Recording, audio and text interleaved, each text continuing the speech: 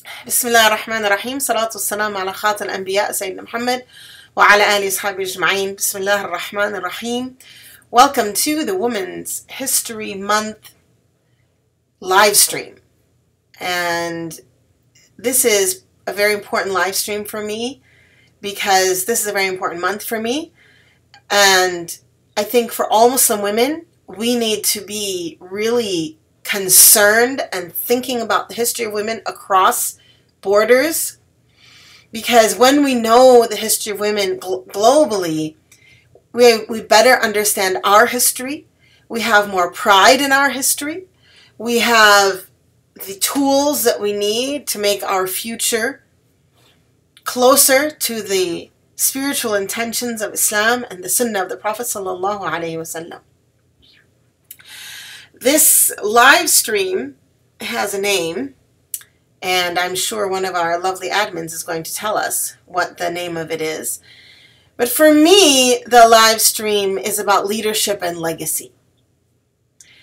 Leadership and legacy is the story of women in history. And I want to first say to you that I hope on International Women's Day you downloaded our curriculum program and that you telephoned your school and you talked to them and you called them and you brought them the materials that are free so that not only your children but everyone's child can learn about 4 of our great women in our history. The concept of leadership and legacy, and the title of this live stream is Spiritual Lessons for Women's History Month. Within spiritual lessons is the idea of leadership and legacy, because leadership is how we are living today as women, as Muslim women, and legacy is what we leave behind for our children to live with, our grandchildren to live with.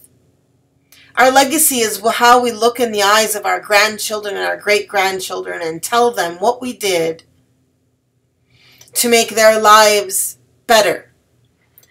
And as a Muslim woman, let's begin there. Let's begin with, how do we define a better life? How do we define a better life? We as Muslim women define a better life as a life that brings us closer to Allah subhanahu wa ta'ala, but it doesn't stop there. It's a life that brings those around us closer to Allah subhanahu wa ta'ala as well. It's a life that brings us to Jannah, but also a life that brings those around us to Jannah. It's a life that helps us personally live a Jannah on this earth, to be of the Su'ada ad-Darain. And it's a life that insists that our happiness is not fully happy unless we work to bring happiness to all people. So the legacy we want to leave our grandchildren about making this world a better world is serious. And leadership is an integral part of that. What it means, there are all different types of leaders. There are servant leaders. There are leaders of a few and leaders of many. There are leaders to evil, leaders to selves, leaders to good and great, wonderful things. And in this presidential election, we see leaders of all types. And the big name that we are all frustrated with, of course, is Donald Trump, who is unfortunately leading the United States into an acceptance of racism, sexism, otherism of all different types. He is somehow capable of bringing down the great ethics that so many people in this country have worked for. But we're not here to talk about presidential leaders or candidates. We're here to talk about women, our leadership and our legacy. So I would like to do it like this. I'd like to go back into history. I'd like to go as far back as we can. Well, not as far back as we can. I'd like to begin with just about 150, 200 years after the Prophet sallallahu alaihi wasallam, so very early after his life. And then I'd like to bring it all the way up to today. First, we're going to talk about the 4 Muslim women that are in our curriculum program. And then I'm going to talk about some global history of women's history. And then we're going to come to the space where we can think about how we're going to impact this world. So first of all, Fatima al-Fihri. Fatima al-Fihri is in North Africa. These are names that you probably already know, but there are details here that we need to know as we think more about what does it mean to be a leader, what does it mean to be a Muslim woman as a leader, and what kind of legacy do you want to leave behind. Fatima al-Fihri, who is she is artistically rendered here. Oops, where's my arrow? There she is. She's artistically rendered here. This woman here is a woman of the early, we can show you. I'd like to show you. Oops, well, yes, because we start. I forgot. All right, here we go. She is a woman who was, we don't know when she was born, but she died in 880. So she's a woman of the 9th century. We're speaking in Western years now. And if you think about the 9th century and what was happening in the Western world, you can develop even more respect for the work that she did. She was in the 9th century. She was a woman of good parentage. Her sister also is a result of that parentage. And her father will die and leave her an inheritance. I'm simplifying the story to a degree. There's many more details in her life, just as there in every legacy, there are more details in the lives of the people than what we usually tell. Anyway, her father dies and leaves her an inheritance. She takes this money and decides to build a mosque. She then develops that mosque into the first learning center that is so large, we call it now a university. And it will be 2 centuries later that universities begin to grow in Europe. And they learned it from Fatima al-Fihri. Al-Qarawiyyin is the name of the university she built. It is still active today. Even if there were other university-style buildings before her, which there is some discussion amongst Muslims that there were other buildings, other institutions, hers is the longest lasting and the most influential. The university that she built was visited by not only Muslims who wanted to be scholars, but also Western Muslims, Western Christian religious scholars, including Pope Sylvester II, I believe.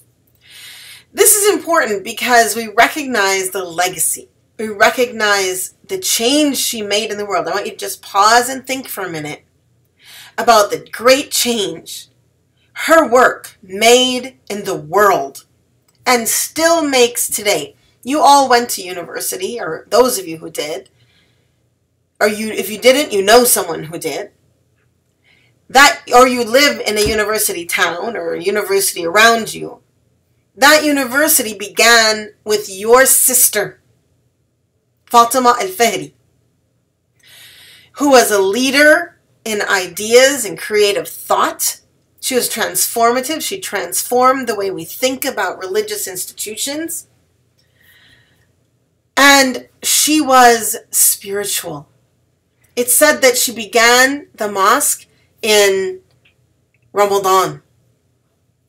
Began the building of her institution in Ramadan, and she continued to fast until the building was complete, which was about 3 years, 2 to 3 years. Continuous fasting, mashallah. This is a woman who understands the spiritual foundation of her work. Do you understand the spiritual foundation of your work?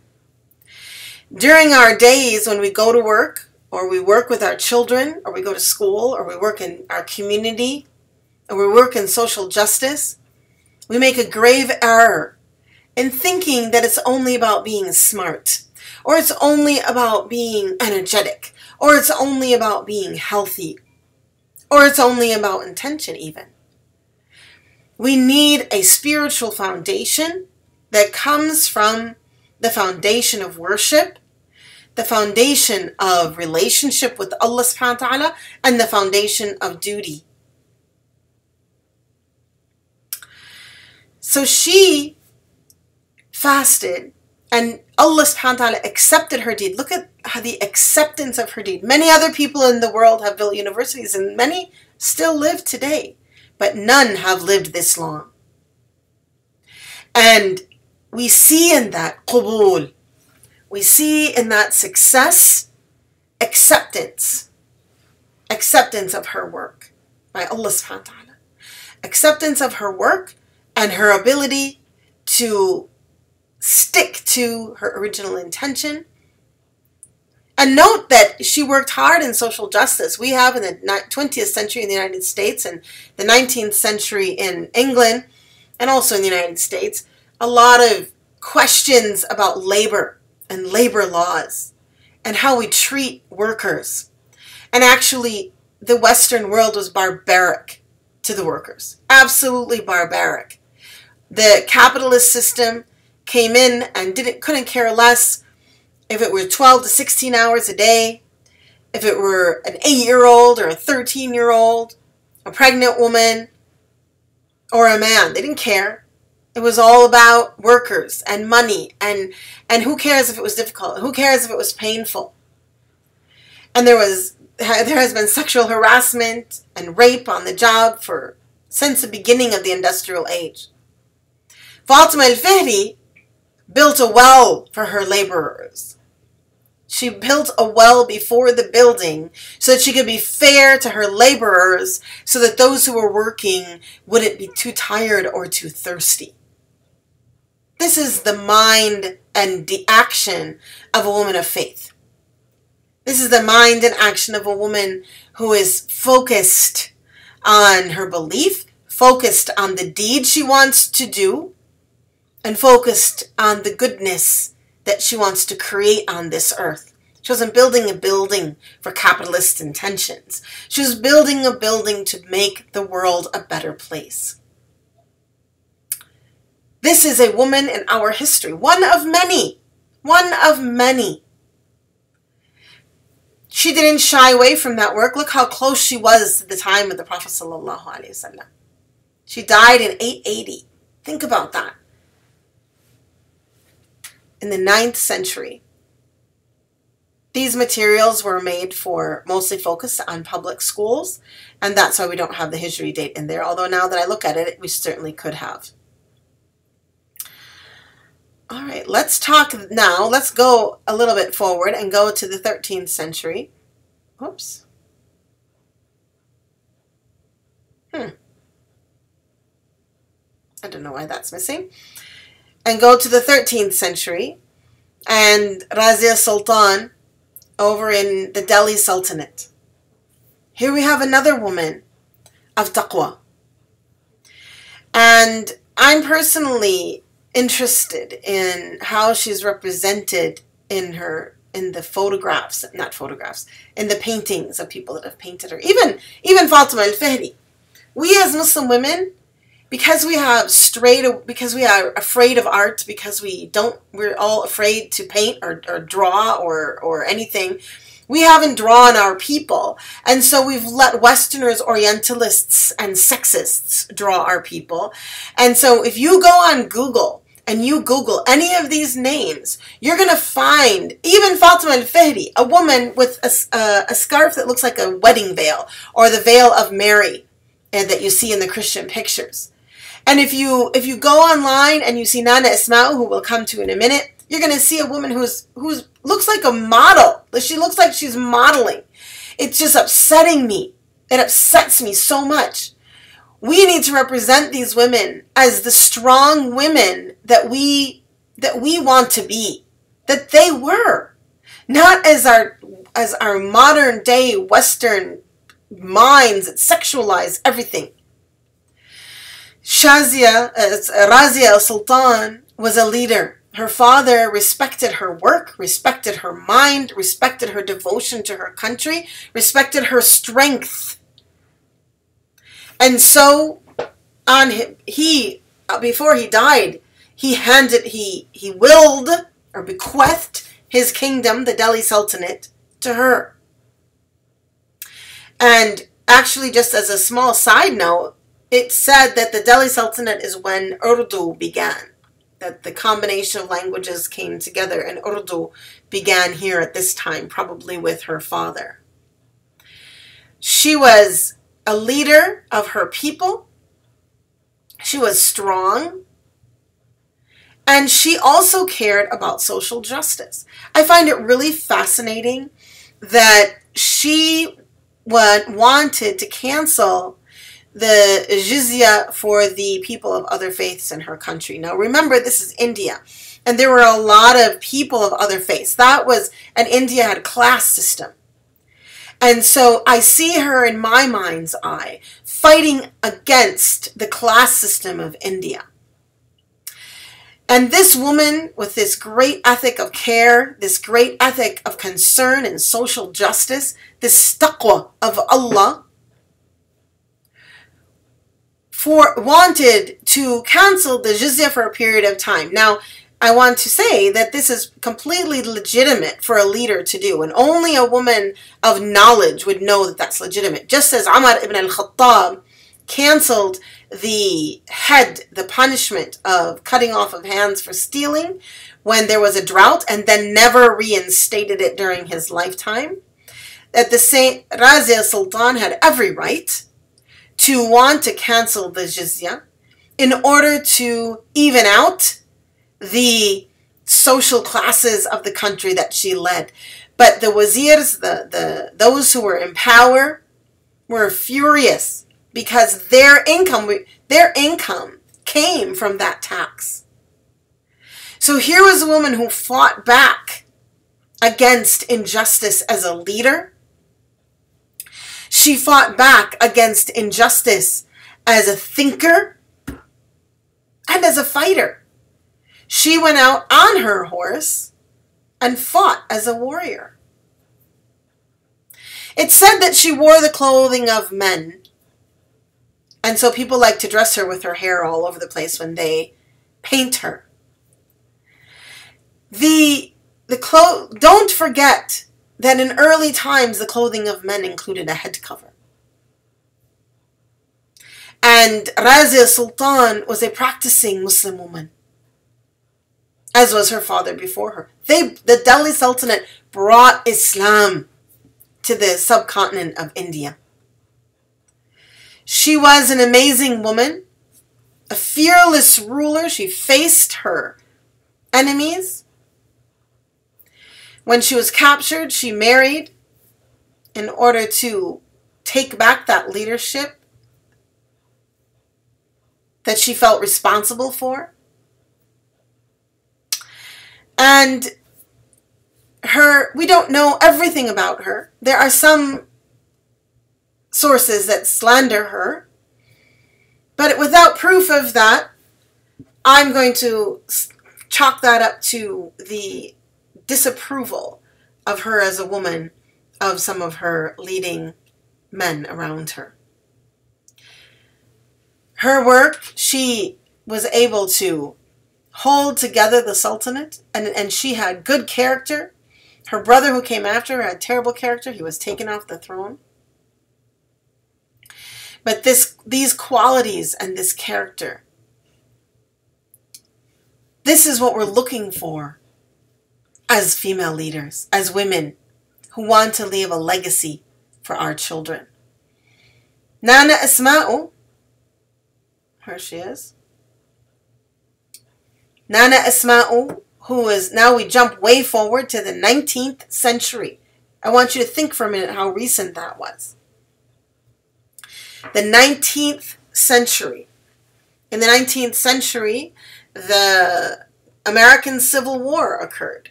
In the 19th century, the suffragist movement of England worked for 50 years of the 19th century to try to get the vote. They didn't succeed during that time, but they were working during that time. There was a lot going on in the world in the 19th century.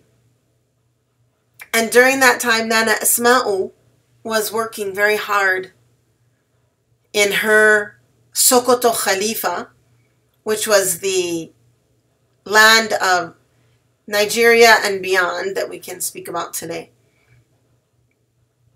Nana Asma'u was a great woman of knowledge. She was a scholar. She spoke and wrote in 4 languages.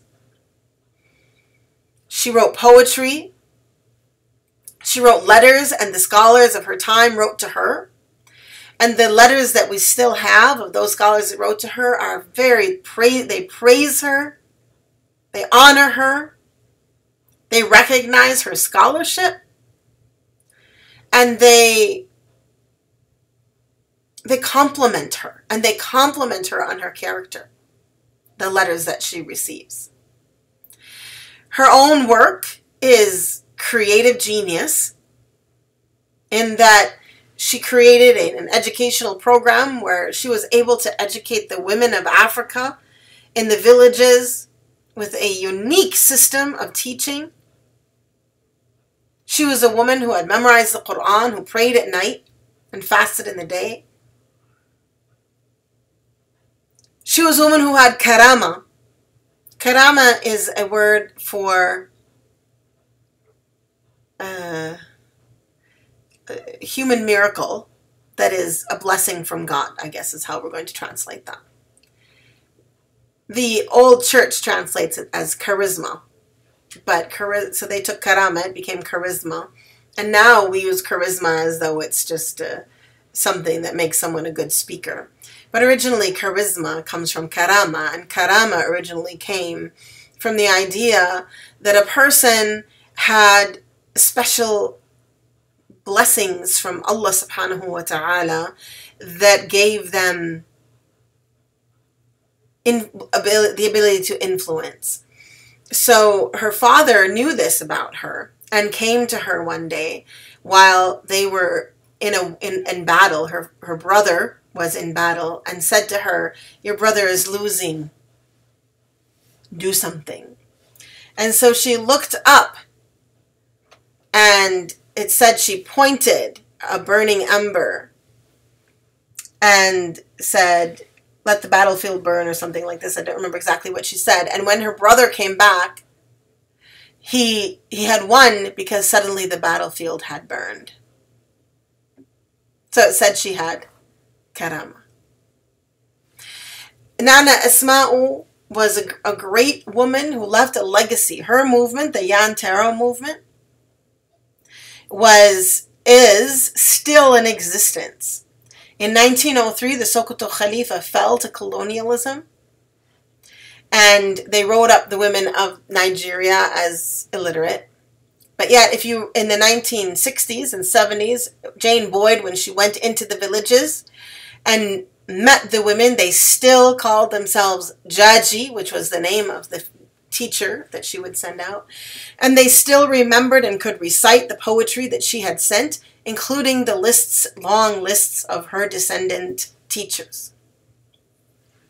There are still people today working on the Yan Taro movement, and I, as a lovely serendipitous moment of Tawfiq, Yan Taro means to gather together, a sisterhood to come together, or to gather people together.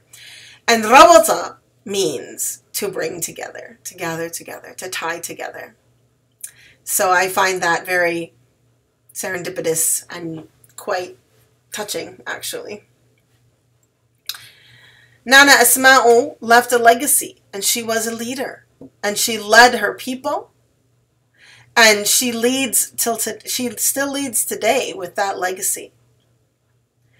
And the last person we're going to talk about here is Amina Asilmi, who is from the 20th century. She died, as a matter of fact, in 2010. And that's only 6 years ago, 5-6 years ago. I remember Amina Asilmi when she used to speak. Amina Asilmi was a woman, a convert. She converted to Islam. Originally, she had been a Southern Baptist preacher. When she converted to Islam, she lost everything. She lost her family. She lost her job. She lost her children because the custody courts said at that time that a woman could be discriminated against because of her religion. Her motherhood could be doubted because of her religion. And she lost everything. At the same year, she got bone cancer. And yet, she held on to Islam. Now, not only did she hold on to Islam, she's quoted to have said many things. One of them is that Islam is my life. Islam is my joy. If Allah subhanahu wa ta'ala would ever turn his face from me, that is when I surely would disappear or die. Islam is the greatest thing that ever happened to me. That's a paraphrase of what she said. Amina Asilmi, with all of that hardship, did the following things. You and I are benefiting from her legacy. I just want you to know that. One of the things she did is she changed custody law. She changed custody law in Colorado so that a woman would not be discriminated against because of her religion. Another thing she did is she worked together with the National Organization of Women in order to declare the rape of 50,000 women in Bosnia a war crime.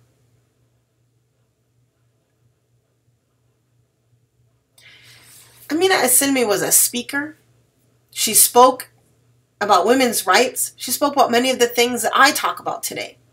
If you go back and look at her tapes, you find her talking about the mosque and how it's not right that a woman's place in a mosque should be a little closet. People weren't ready to listen to her yet, but perhaps it was her voice that brought us to this place today that lets us have that has the Islamic Society of North America with not only a declaration of mosques, but task forces and committees that are set to work on the very issue and try to do something about it. I'm on one of those committees. They're real. It's not just words. They're real. Something I'm very sad about, there's parts of this in her life and parts of what I've said today that are not in the curriculum. Because remember, the curriculum program, the audience is for everyone. So there are, and you can't tell the whole story in a curriculum program. But at the end of her life, she was homeless. Eventually, the community got together and rented her a home to stay in. But to me, the idea that a woman of such great work to end up homeless it asks a question. What is wrong with the structure of our community? That a woman who is a speaker, I forgot to tell you that she's the reason, if you go to the post office in the United States, you can get an Eid stamp. You can get a stamp that represents Islam in America. That's because of Amina Asilmi. She did that for us. All of this that she did. And the community ignored her and forgot her. We know there's a problem with converts that they often deal with economically and as far as community support. But this example should shake us to the bone so that it never happens again. As I said, she was homeless. She would go from campsite to campsite until she could no longer be there. Camping out. A woman who had recovered from bone cancer, who at times, oftentimes had to be in a wheelchair when she went to ISNA and got up to speak, was having to camp out. She died in 2010. That's only 7 years ago. Don't say to yourself, this would never happen here. Because it happened here. It happened here. And this is really, if you look at women's history globally, you find a lot of pain. Jane Addams, and I want you all to learn about Jane Addams. She's an American woman. She was a deist. She was a believer in God, according to her biography. Even though she came to the church, she came to it with her own dogma, meaning that she never wanted to worship a man, so she didn't fall into the Trinity ideas that we disagree with.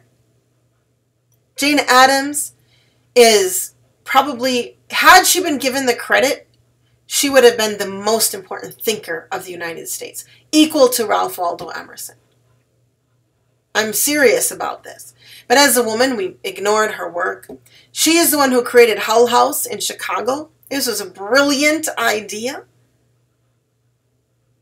And she was a pacifist. She was about nonviolent protest before anyone knew what it was. Gandhi more than likely learned from her.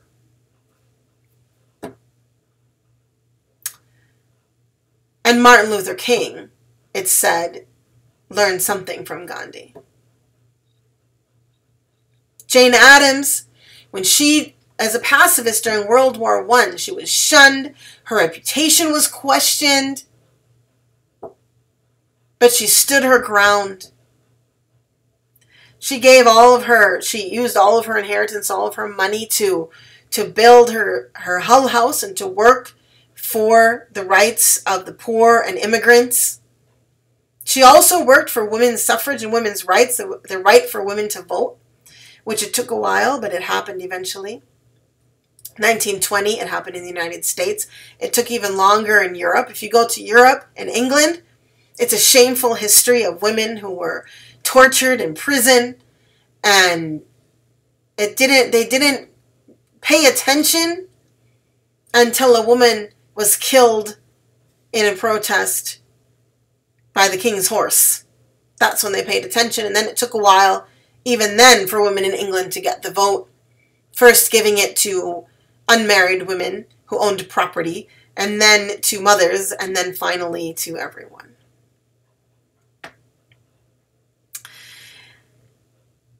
The world of women's hard work for voice is a tough world to look at. It's a tough world to look at. And as Muslims, sometimes it's very comforting to look back at our history and recognize that our voice was never taken away by Allah or by the Prophet ﷺ. And sometimes it's very painful to see how our voices have been taken away, especially in modern history, but in all times, in different places, by different people for different reasons. Do you know that Saudi Arabia got the vote in 2015? Saudi women. That's shameful. And you can answer back and say, well, what is the vote in Saudi Arabia? But what is a country that gives a vote, whether it's worthwhile or not, to men and doesn't give it to women? What does that mean? In this month of women's history, I want us to think deeply about what does it mean to be a Muslim woman. Our work is tied to our religion. It's tied to our relationship to Allah subhanahu wa ta'ala. It's tied to our early history and our later history. Our work is tied to the pain of generations of women and the joy of generations of women. And as we work, we need to think about 3 fronts that we're working on, at least 3. One is our individual front, where we need to be concerned about our worship. We need to be working on our ibadah. We need to be thinking about, are we praying tahajjud? Are we sitting after Fajr? Are we reading Quran? May Allah forgive us on the days that we are not. And on the days that we don't, that we work hard so that the next day we do. We should get together for worship, have group worship sessions, where we come together, we pray together, we read Quran together, we make dhikr together, we remember Allah together, we speak beautiful words to one another together.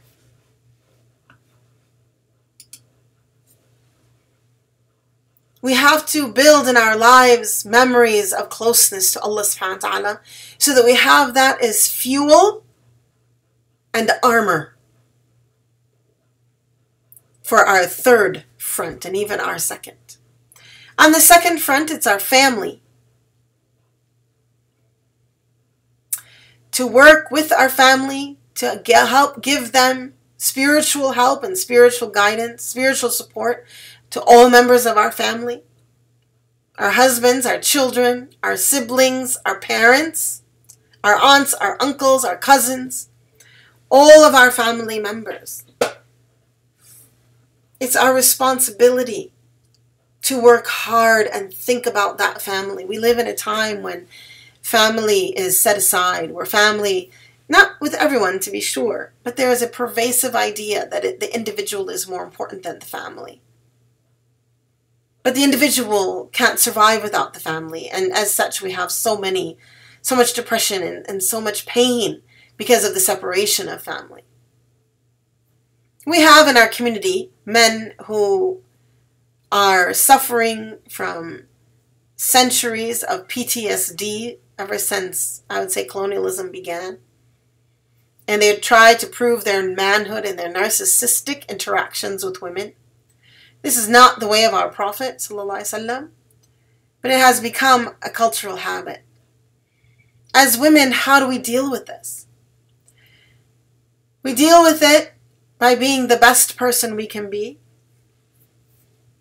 by insisting on what is right and being cheerful, being aware of that which is dangerous and harmful and leaving that, and moving forward with that which can be managed, to try to bring guidance to those men as well, to change the cycle. I read an article that said that it looks as though in our genes carry the trauma of our people. The Native American Indians would say that, and I agree. And if we think about the centuries of colonialism and how that has hurt our people, we have a better understanding of where we are. And now we need to change that and work to the best of our ability to bring forth a healthier community, healthier in faith, healthier in spirit, healthier in heart, healthier in mind, healthier in deeds. And on the third front is your community. Your community, Muslim and non-Muslim and people of other faiths, all the people around you are your responsibility and mine. Now, we can work together on this. The curriculum, I saw someone ask about where to get it. I expect this is a beautiful curriculum. A whole team of people worked on it. There are amazing, amazing activities. These are activities about stereotyping. There are activities about making choices. There's activities about bullying. There's activities about, you can't imagine what a beautiful program this is. Amazing, amazing stuff. And it fits with Common Core curriculum standards up here. It has essential questions and all the things that the teachers in your public schools care about. I implore you. It's free. It's free. So there's no, I'm not asking you to pay something. I'm not asking them to pay. You're not asking them to pay anything. At the most, you could print it out and bring it to your students, your child or niece or nephew or neighbor's teacher. Or you just give them the link. And then you call them up a week later and you say, hey, how was that program? Did you use it? Are you going to teach any of them this month? And if it doesn't work this year, you can go back again next year, Women's History Month. Let's push back against Islamophobia by teaching children in elementary schools across the United States that Muslim women have left a legacy that they benefit from today.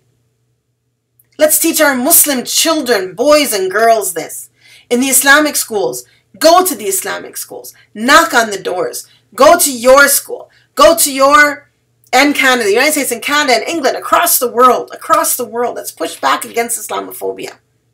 This is real. We can politicize, we can do so many things, but this is lasting. when you can change the mind of a child, it lasts. It lasts and it lingers, and it is a legacy.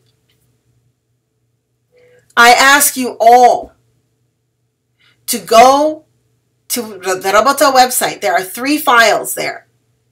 2 of them are this one, the Muslim Women in History. One is meant for upper level, one is meant for lower level. Take a look at them and figure it out. Figure out which one. Take them both. Go to your school with both of them. To the very fancy printer next door to us, if I printed the whole thing in color, it would cost $12.95. $12.95. You can print it out on your own printer at home for free, just the color, the cost of your ink, and then you could go and bind it, or you can just staple it, or you can put it in a folder. Take it to those teachers. Take it to those teachers. I think I'd like to take a pledge from you. Who will pledge to take it to the teachers? Take it to your Islamic school. Take it to someone. Who will say, yes, I will do that? Raise your hand if you'll say, yes, I will do that. Let's see how many. You did already. And if you already did, then you can just raise your hand that you already did as well and do another one. I have 14 people who have promised to take it. That's 14 schools. And if it's 1 class each, 14 times 20. But I have 50 people on today. So can we have more people that will tell us that I will take this curriculum? I will take it to an Islamic school. I will take it to my children's school. I will take it to my neighbor's children's school. I'll take it to my local school. I've only got 15 people. Can I have more? It's not going to cost you any money. You can go and you can take just the link. You can just call the school. Email the link. Email the link if you feel shy. Email the link if you feel shy. If you raise your hand, I can count you better. If you raise your hand, I can count you better. If you can raise your hand up above my head, I've got 16. Come on, let's make it to 25. Let's make it to at least half of us are going to go out there and speak to the schools and tell them about this curriculum so they can teach in their schools. Just 4 more. I just need 4 more people that will do this. 4 more people that will speak to a school. I feel like I'm fundraising. I'm fundraising for you. You are going to get all the reward. When you do this, think about the bags and bags of gold and jewels you're going to get in Jannah, inshallah, in dunya as well. Inshallah, in dunya as well. Don't be nervous, Sophia. Take it. This is Women's History Month. You're a Muslim. Take it. You work in a school. Take it to your public school and say, here it is. Read it. It's been written for non-Muslims. It's been written for non-Muslims. I'm telling you, I got 21. I need 4 more. 4 more who will take it in. Can I get 4 more for the sake of Allah? That's right. That's right. You can leave it anonymously, an unlabeled envelope. Good idea, Jessica, if you're feeling scared or feeling nervous. I can't get 4 more, 21. All right.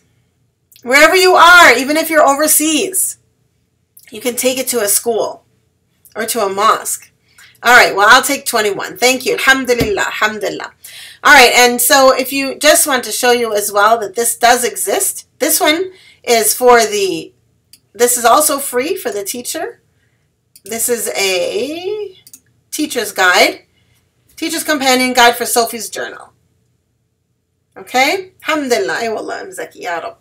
So this is a teacher's companion guide for Sophie's journal. So you can also show your teachers in schools that we have this available. And this goes with the book. And there are lessons for every single chapter so that your teacher will be able to teach it easily without any difficulty. That link is on the same page as the other one. If you want to go to the link by itself, they had links out here somewhere. I don't know where they went. There they are. Here are the links. These are the links. You can click on any one of these and find it. All right, and in honor of Women's History Month at daybreak,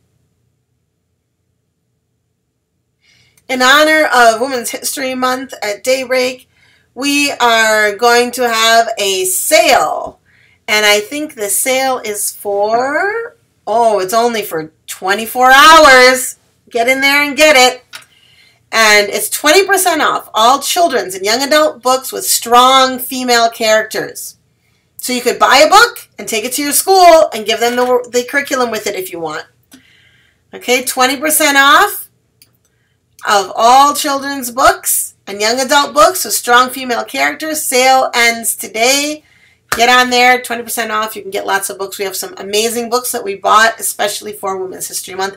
And may I also suggest that you take a look at the books. We have a book about Jane Addams, and we have other amazing. We have amazing other books about strong female characters, strong female writers, and really great stuff going on there about Women's History Month. So get in there and get those books as well.